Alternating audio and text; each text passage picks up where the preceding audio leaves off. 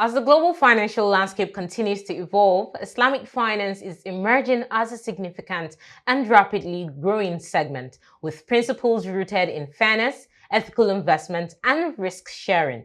The industry has not only shown resilience but also demonstrated its potential for sustainable growth.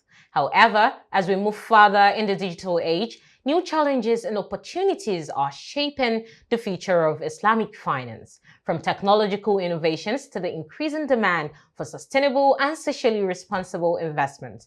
The future of Islamic finance is set to be defined by how well it adapts to these global shifts. Hello and welcome to Islamic Finance Weekly. I am Rahma Say Muhammad. In today's conversation, we will explore the key trends, challenges, and opportunities that lie ahead for the Islamic finance industry on a global scale. Joining me virtually to provide insights into this is a key player in the Islamic finance space. We'll talk about the future of Islamic finance globally today with Muhammad Zubair Mughal, the Chief Executive Officer of AlHuda, Center of Islamic Banking and Economics. Hello, sir. Welcome on the show. Thank you very much for having me in this interview. Yeah, thank you so much for joining us. So let's delve right into our conversation today. We're talking about the key trends and challenges in the Islamic finance space, addressing it globally. So to start with, let's talk about what key trends do you see shaping the future of Islamic finance globally over the next decade? Yes, thank you very much. If we see the current status of Islamic banking and finance industry globally, the total size of Islamic finance is about $4.1 trillion. And we can see that about 6,000 Islamic financial institutions are working in about 120 countries. And if we segregate this $4.1 trillion Islamic finance industry, about 80% share of Islamic finance industry belong to Islamic banking. The second largest share within Islamic finance belong to the Islamic bonds, which is the Sukuk and Islamic capital market, which is total 11% of the total global Islamic finance market. And then the Kaful, which is about 2% of the total Islamic finance market, and then Islamic microfinance, Islamic Fintech, and other products. What would be the size of Islamic finance industry in next decade? As per my careful estimate, in next decade till 2024, Islamic financial market will reach till about 10 trillion US dollar. And we are seeing a lot of new technological development within the Islamic finance industry, lot of Islamic fintech, Tech, I mean the technology, the Kaful technology, and many other components are emerging. And I believe that in next decade, the Islamic fintech will be emerged in a very fast pace. The social sukuk, the new Islamic capital market product will be emerged, and geographically, and I'm seeing that in next decade, Africa will have a substantial share within the Islamic finance industry. If we see globally, right now, the largest share related to the Islamic finance belong to the Asia, the Middle East, Far East Asia, like Malaysia, Indonesia, Southeast Asia, like Pakistan, Bangladesh, Sri Lanka, and Central Asian market have a very good Islamic banking and financial development. But in Africa, if we see the West Africa is heading to the African market. In West Africa, the country like Nigeria and couple of Francophone countries like Senegal, Ivory Coast, Burkina Faso, Mali, Chad, Niger, and couple of other West African countries have a very good statistic for Islamic banking and finance. After West Africa and in Africa, Eastern African markets are very promising, especially Ethiopia is emerging. And along with the Ethiopia, the Kenya, Uganda, Tanzania, Somalia, they have a very good development in this sector. And in Northern African side, we have Tunisia, Algeria, and Morocco. So the first major market geographically belong to the Asia, then Africa, then Europe, North America, Australia, and then Southern American markets. So I believe that in next decade, the Islamic banking and financial industry will reach till $10 trillion figure, and lot of innovation will emerge in the sector. Right. Thank you for that. I mean, keeping these trends and innovations in mind, how is the Islamic finance industry adapting to technological advancements like blockchain, artificial intelligence, and fintech innovations? Yes, yes. If we see about 10 or 15 years back, the technological innovation in the banking and finance industry, at that time, the digital banking was very famous, which was emerged again from Africa. Kenya started with M-Pesa, but that was the digital banking. But now, when we talk about digitalization in banking and finance, either Islamic banking or conventional banking, no, digital banking have a different component. Now the blockchain is the part of digitalization in Islamic finance. Similarly, in digital banking, now we have artificial intelligence, we have virtual reality, we have augmented reality, as well as we have central bank digital currencies, we have Takaful technology, insurance technology, RegTech, and as well as the payment to P2P platforms and etc. So now the digitalization in Islamic finance have a very broader landscape, Yeah. and we have a product which is with the blockchain. Even the one of the product is the cryptocurrencies. Even the central bank digital currencies are also utilizing the blockchain. So the things are emerging in a very fast way. In UAE, we received one request from one of our European client that they want to set up one Islamic bank at Metaverse.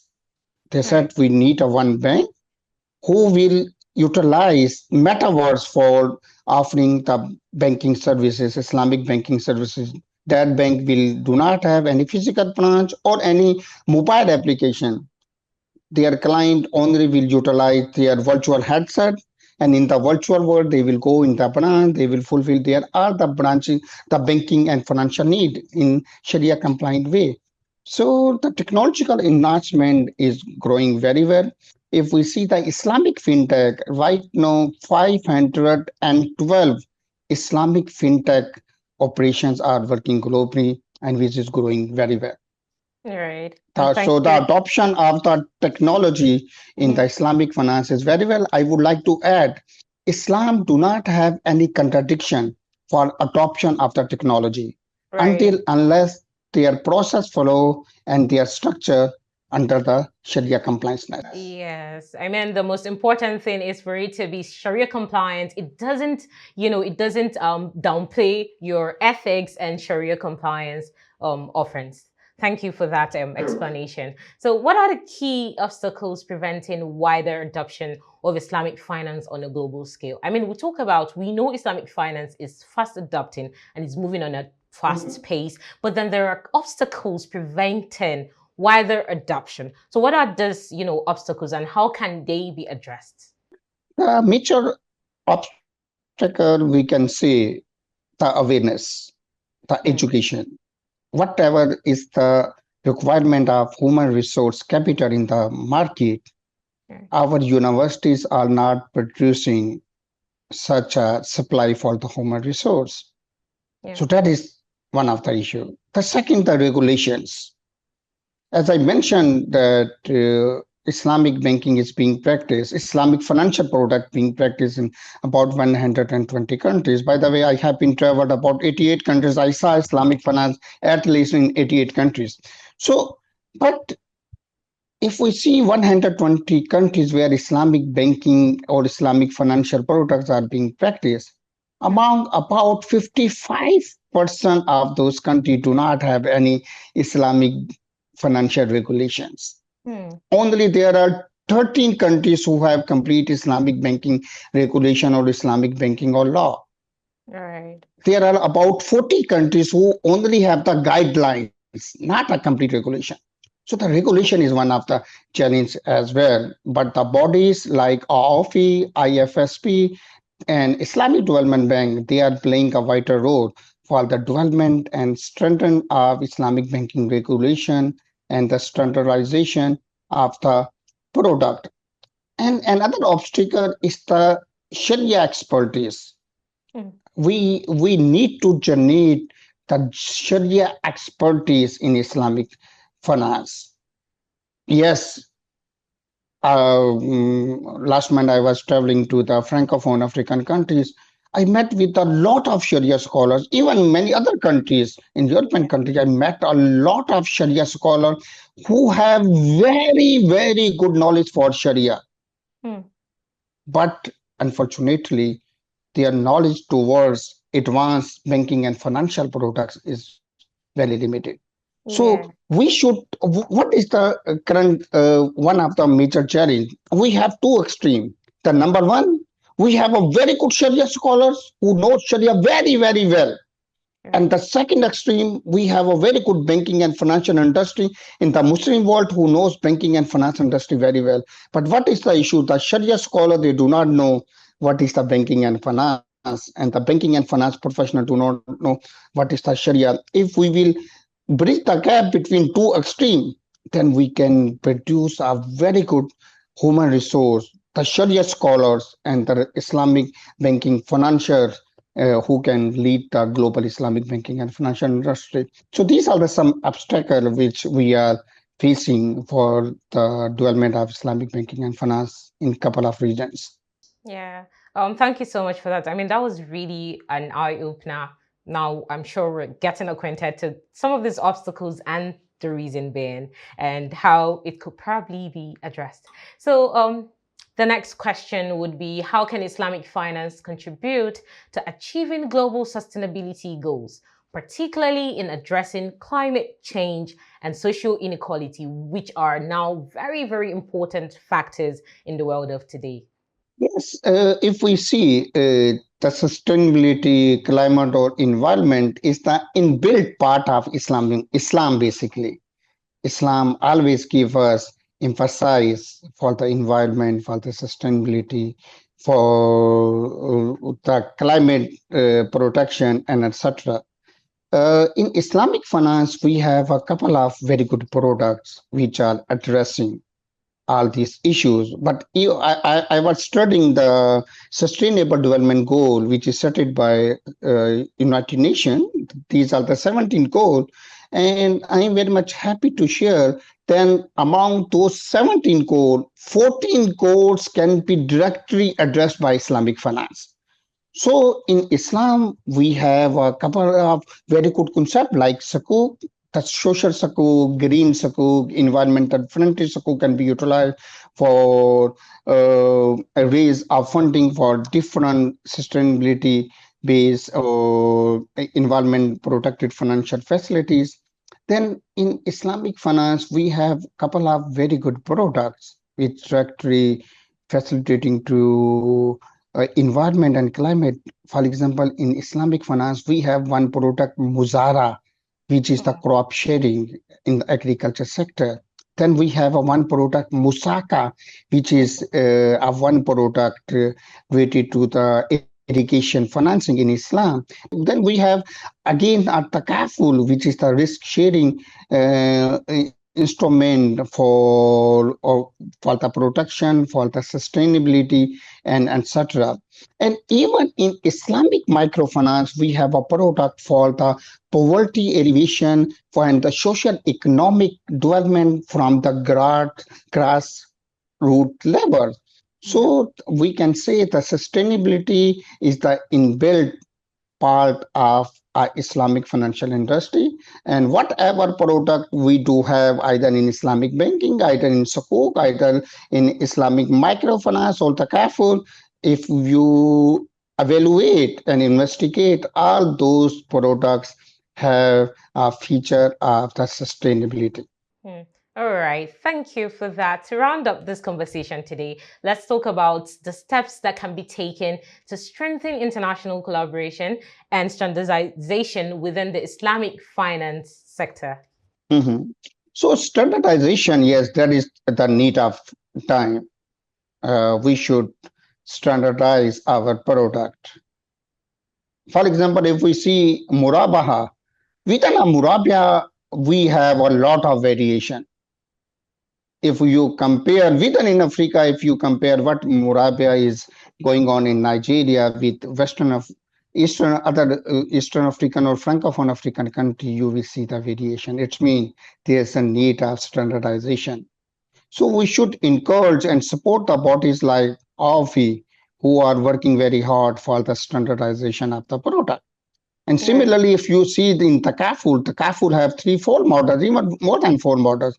We Mm, need the standardization is over there as well. And the mm, second thing for the global collaboration, this is the time for cooperation, not a competition. We should go for the cooperation, not a competition.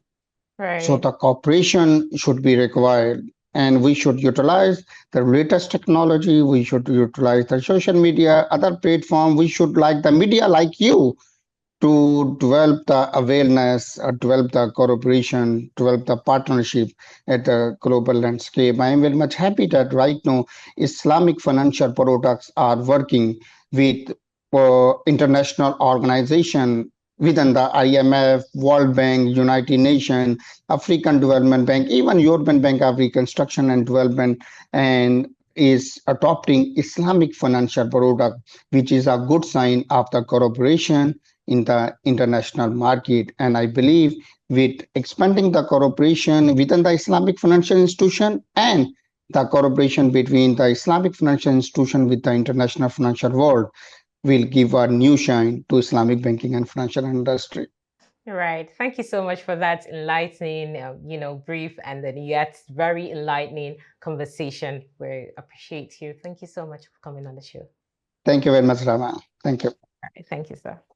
That was an elaborate and concise conversation with Mr. Zubair Mughal, the Chief Executive Officer of AlHuda CIBE. I mean, we were able to feature and tap on key trends, challenges, and how Islamic finance can scale through the coming years. Well, with that, I say, don't forget to keep it today to test next week on the program. Follow us on all of our social media platforms displayed on the screen.